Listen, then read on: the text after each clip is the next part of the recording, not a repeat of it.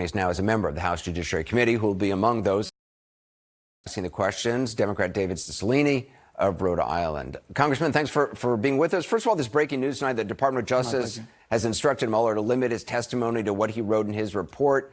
Does that affect what you and your colleagues hope to achieve on Wednesday?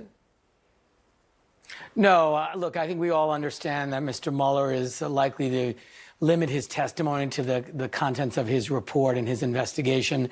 I do think it's sort of curious that the president's lawyers thought it was important to remind him of his commitment to do that and make this sort of ridiculous claim that there's executive privilege attaching to everything else. I mean, think about that. The subject of an investigation claiming executive privilege on the contents of that investigation. It's absurd. There's no basis for that. But I don't think Mr. Mueller intended to go beyond the contents of his report in any event. So I'm wondering just personally what your strategy is going to be on Wednesday.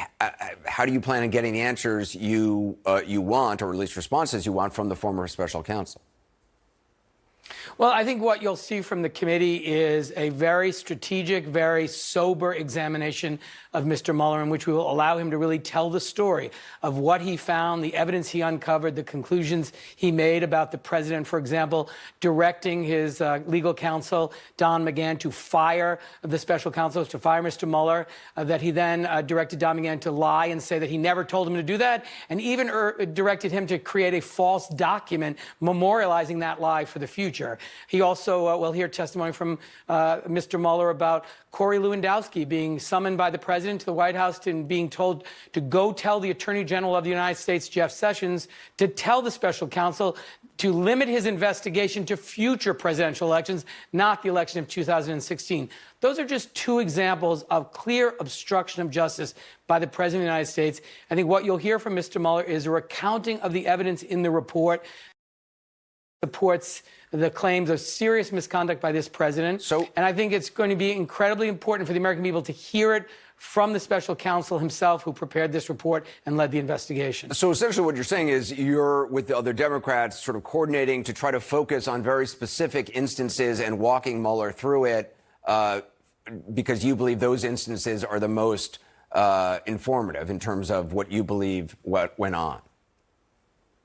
Well, there are 10 specific instances of obstruction of justice allegations against the president. At least 5 of those, all 3 elements of that offense are met. So I think you'll see a real emphasis on those 5 in particular, and then additional questions about the balance. But this is really about the special counsel. Really, for most Americans, for the first time, they will hear the contents of the Mueller report. I mean, most of the American people haven't read the report. I did in its entirety, but that's my job. It's not the job of the American people. So for most people, this will be the first time they will hear what's in that report, what was actually found in this investigation by Mr. Mueller and his team. It's a damning report with really disturbing evidence against the president, and I think it's going to have a very powerful impact on the American people. You are limited on time, both in how long you can ask questions for, how long you can speak for, and also just the length of time that Mueller is actually going to be sitting for questions. I've heard a number of people express concern that, it is oftentimes members of Congress make an opening statement, and sometimes that opening statement goes on for quite some time. Do you expect that to occur, given the time constraints overall that you're working under? No, I don't think you'll see that. I think you'll see most members go directly to their questions to give Mr. Mueller the opportunity to really speak to the American people and the committee. This is not a hearing in which members of Congress should have any interest in highlighting themselves. It's really about giving Mr. Mueller an opportunity to give the American people important information about what he found. I think you'll see people go quickly to their questions and avoid lots of speeches. I know you'll see that on the Democratic side.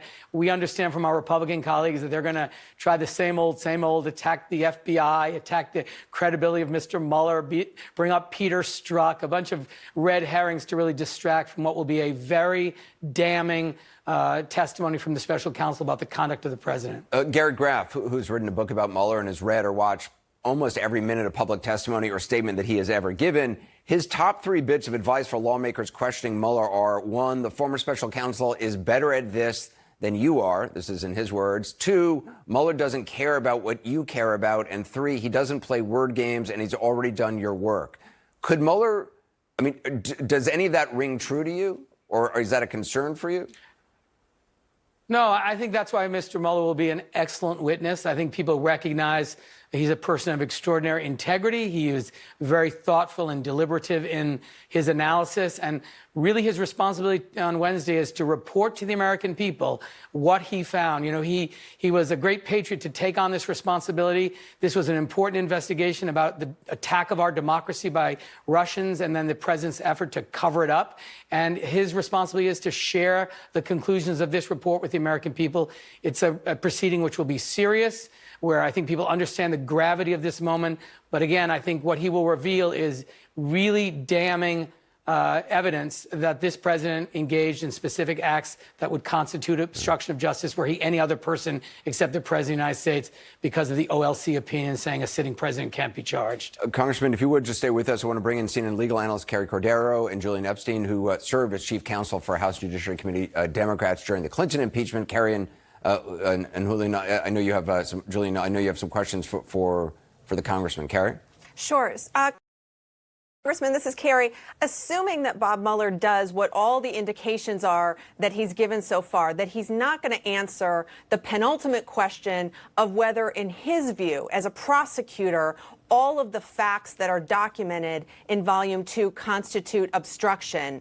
And then if he doesn't answer that question, that doesn't really change the minds of other members of the House as to whether or not there should be an impeachment inquiry. What's that going to say about whether or not Congress is capable of holding a president accountable? Well, I think Mr. Mueller will certainly say what is in the very end of his report, the final paragraphs, that in fact the responsibility to hold the president accountable rests with Congress to vindicate the principle that no one is above the law. And I think Mr. Mueller will reaffirm that on Wednesday. I think we can certainly ask him whether or not the elements of obstruction of justice have been met. And you're right, he will say he's bound by the OLC opinion. But it will be an important time to remind people that 1,000 federal prosecutors signed a letter, and all of them said that if an individual had committed the offenses described in the Mueller report, they would charge that individual with multiple counts of obstruction of justice. So we know the answer to that question, but I think it'll be very powerful to hear it come from Mr. Mueller himself. Julian? Well, Congressman Cicilline, in '98, when we were effectively defending President Clinton, it was a lot easier for us to play defense than it was for the Republicans to play offense, particularly when public opinion had shifted against impeachment, as it had done here.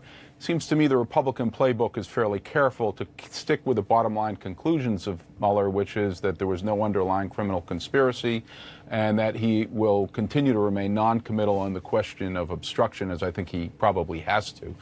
It seems to me the game that you have to play is to get him to commit to the idea that I wasn't really making a final judgment on some of these legal questions, just deferring it to Congress. And then you kind of have to get into what are going to be some very graphic details.